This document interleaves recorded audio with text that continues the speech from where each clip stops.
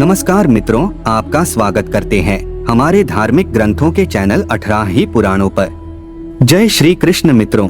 तो भगवान श्री कृष्ण ने ऐसे 3 प्रकार के भोजन के विषय में वर्णन किया है जिसका सेवन मनुष्य को कभी नहीं करना चाहिए।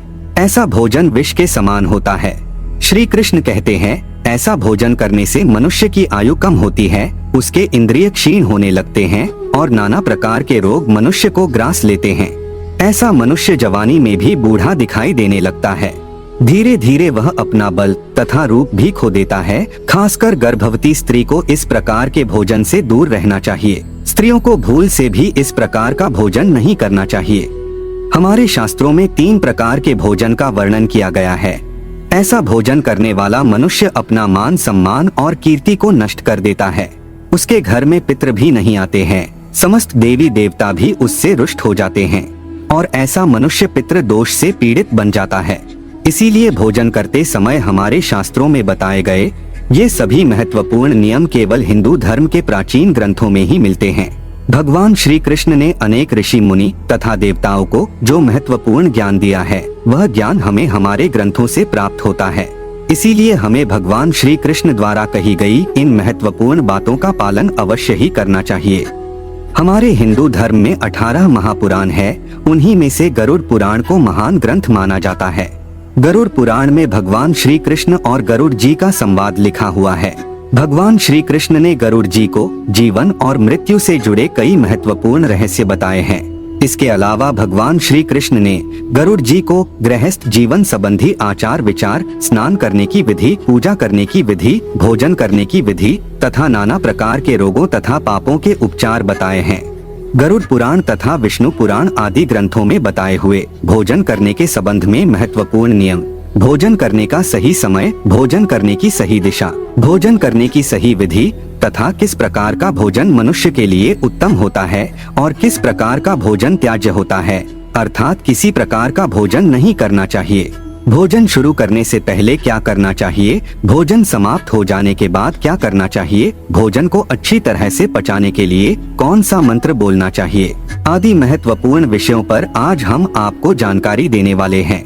इसीलिए आप इस वीडियो को अंत तक जरूर देखें और अपने परिवार के साथ शेयर जरूर करें। यह जानकारी आपको बहुत लाभ पहुंचाएगी और आपका जीवन सुख समृद्धि से भर जाएगा। भगवान श्री कृष्ण गरुड़ से कहते हैं, हे पक्षीराज, इस संसार में प्रत्येक देहधारी प्राणी को अपने शरीर को चलायमान रखने के लिए भोजन की आवश्यकता होती है। भोजन से ही उसे शक्ति प्राप्त होती है। समस्त प्राणियों के लिए संसार में पर्याप्त भोजन भी उपलब्ध है। किसी भी मनुष्य को दूसरों के भोजन पर स्वयं का अधिकार नहीं करना चाहिए। भोजन सभी प्राणियों के लिए बराबर है। जो दूसरों के हिस्से का भोजन छीन लेता है वह निश्चित ही पाप का भागी बन जाता है। इसीलिए समस्त प्राणियों का विचार करके ही अपने को आवश्यक हो उतना ही भोजन मनुष्य को ग्रहण करना चाहिए। भोजन के लिए कभी हिंसा नहीं करनी चाहिए।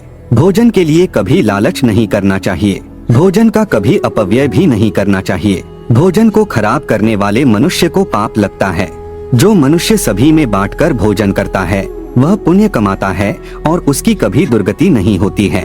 भोजन करते समय जो मनुष्य शास्त्रों के नियमों का पालन करता है वह सदैव निरोगी रहता है।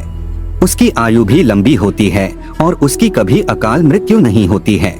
ऐसा मनुष्य समस्त देवी देवताओं की कृपा को प्राप्त करता है और देवी लक्ष्मी का आशीर्वाद भी उसे मिलता है। इसीलिए प्रत्येक मनुष्य को भोजन करते समय शास्त्रों के नियमों का पालन जरूर करना चाहिए। आइए जानते हैं भोजन शुरू करने से पहले मनुष्य को क्या करना चाहिए। भगवान श्री कृष्ण कहते हैं, मनुष्य को हमेशा अपने 5 अंगों को साफ करके ही भोजन करना चाहिए। दोनों पैरों को तथा दोनों हाथों को और अपने मुख को जल से अच्छी तरह से स्वच्छ करके ही भोजन करना उचित होता है। इससे मनुष्य के शरीर से रोग दूर रहते हैं और व्यक्ति दीर्घायु बन जाता है। अस्वच्छ अवस्था में भोजन करने से शरीर में रोग निर्माण हो सकते हैं। भोजन को ईश्वर मानकर पूरे सम्मान के साथ शरीर को स्वच्छ करके ही भोजन करना श्रेष्ठ होता है। भोजन शुरू करने से पहले उस भोजन के लिए भगवान को धन्यवाद देना चाहिए और संसार के समस्त प्राणियों को भोजन प्रदान करने की प्रार्थना करनी चाहिए। इस प्रकार से अन्न देवता को प्रणाम करके भोजन करने से मनुष्य को कोई पाप नहीं लगता है। भगवान श्री कृष्ण कहते हैं, भोजन करते समय बातें नहीं करनी चाहिए। पहले के 3 निवाले खाते समय मौन रहना चाहिए। रोते हुए अथवा हंसते हुए भी भोजन नहीं करना चाहिए। भोजन करते समय क्रोध नहीं करना चाहिए। भोजन करते समय शोक नहीं करना चाहिए। मनुष्य को शांत मन से मौन रहकर ही भोजन करना चाहिए। ऐसा करने से शरीर में विकार उत्पन्न होते हैं। भोजन के लिए गलत बातें नहीं कहनी चाहिए और भोजन बनाने वाली स्त्री का कभी अपमान नहीं करना चाहिए। भोजन बनाने वाली स्त्री का अपमान करने से माँ अन्नपूर्णा नाराज हो जाती है। अब जानते हैं भोजन करने की सर्वोत्तम स्थिति और दिशा कौन सी है।